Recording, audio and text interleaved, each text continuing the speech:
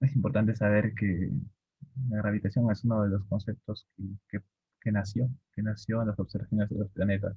Newton, Kepler, Galileo pusieron las bases para saber que existe algo, ¿no? Una especie de interacción entre objetos con diferentes masas ubicados a distintas distancias y, y es una fuerza que es universal, no es una fuerza que es una de las más amplias generalizaciones de la mente humana, de las dimensiones, aplica en las dimensiones a nivel de galaxias, a nivel de estrellas, entre sí hay una interacción debido a la gravedad, luego también entre los planetas, entre astros pequeños e incluso entre nosotros.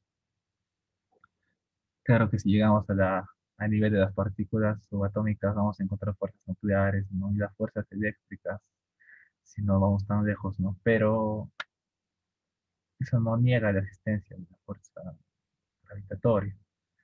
Entonces, es, y cuando existe esta fuerza, ¿no? Tenemos que ubicar primero un objeto de masa m y después otro objeto, en este caso uno de masa m también, m minúscula y m mayúscula, ¿no?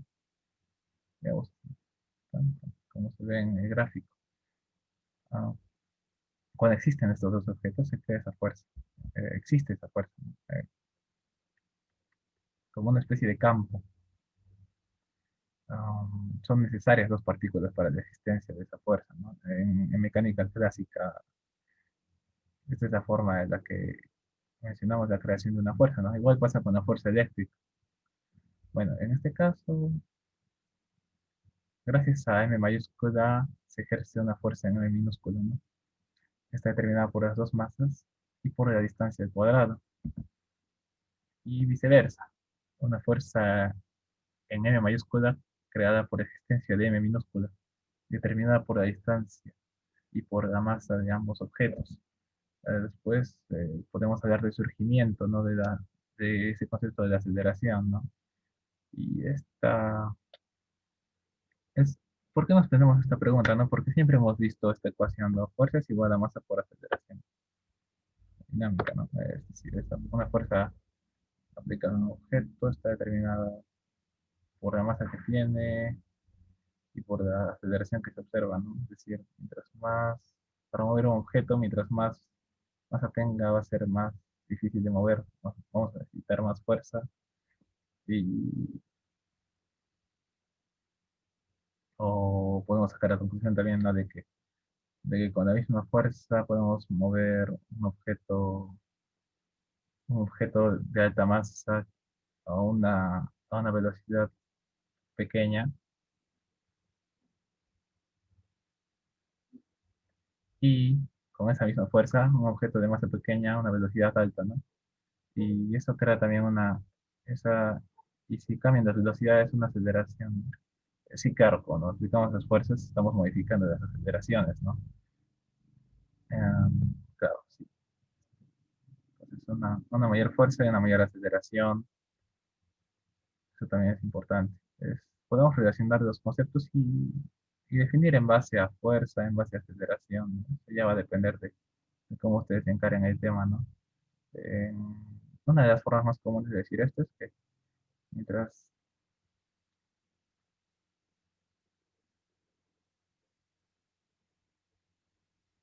estamos hablando de un objeto m minúscula, ¿no? Y que se mueve a cierta velocidad. Pongamos el ejemplo de un planeta orbitando, ¿no? M minúscula va a ser el planeta y M mayúscula la estrella, ¿no? Entonces acá nos ubicamos y decimos, um, esta fuerza con la que se está moviendo M minúscula está determinada por la masa de la estrella, por la constante gravitacional y por la distancia que tiene, ¿no? Entonces, en paz, esa aceleración, ya no hablemos de fuerza, ya vayamos con la aceleración, ¿no?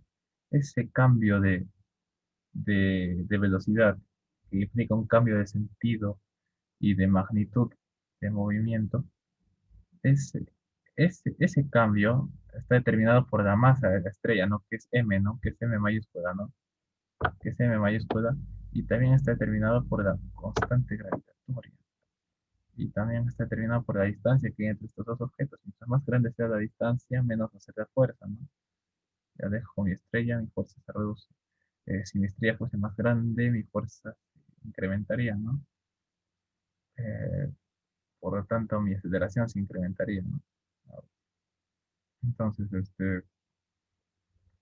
sabemos, ¿no? Que la fuerza es la causa de la aceleración. Por eso estoy hablando de que primero la fuerza, luego la aceleración. Aunque, bueno, ustedes pueden hallar más relaciones. Eso es importante. Entonces, esa aceleración se define en base a la masa del otro cuerpo, a la distancia de la que está separado y a la constante gravitacional, ¿no? Y esta constante se descubrió, se formuló mucho tiempo después de que Newton hiciera las primeras observaciones, ¿no? Entonces, entre dos cuerpos a un metro de distancia hay 6,7 por 10 a la menos 11 Newton. Y ahora sí es más racional, ¿no? Más entendible, ¿no? Eso es lo que hace la constante gravitacional de Newton. Em, Trataré de subir más información sobre ello. Por ahora estamos en la introducción. Y finalmente tenemos, en cuanto a este tema, algo bastante interesante. Aquí, ¿no? Es algo curioso, ¿no? Para formular por qué ir en distancia al cuadrado, ¿no? Ya van a ver. Porque si ponemos distancia, esto saldría bastante distinto. Saldría algo así, ¿no? Tendríamos una curva así. Y no nos sirve para términos didácticos, ¿no? Entonces, si yo comparo la aceleración de la Tierra centrípeta con la distancia al cuadrado, ¿no? Luego la aceleración de Júpiter centrípeta con la distancia al cuadrado, ¿no? Y se dieron cuenta que estos puntos daban una función lineal, ¿no? Dijeron, ajá, acá hay una relación, ¿no? Miren, podríamos decir que nuestra aceleración es 100, ¿no? Esto es 100 y ahora es 25, ¿no? Entonces, acá había acá había una distancia también, ¿no? Que podría ser, claro, 100 sobre 100, 25, 400 entre 2 al cuadrado, que es igual a 100, ¿no? Y ahora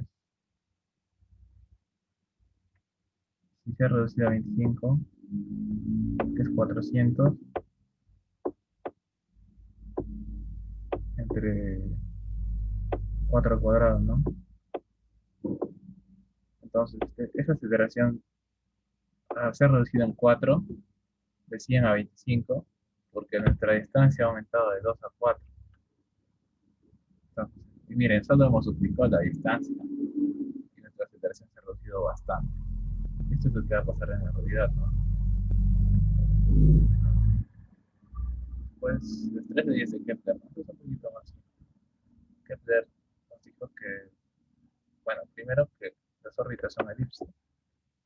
Eh, una elipse se caracteriza por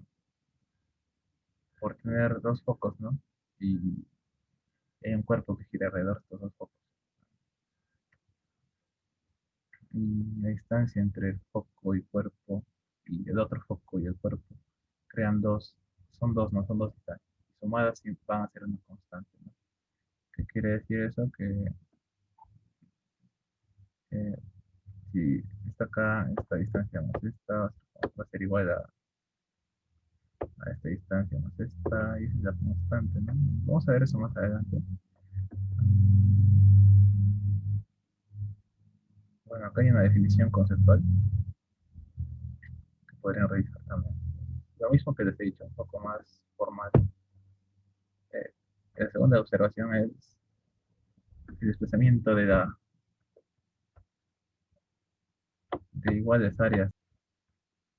Se refiere a esto que un planeta lejano, un planeta que está en una posición lejana,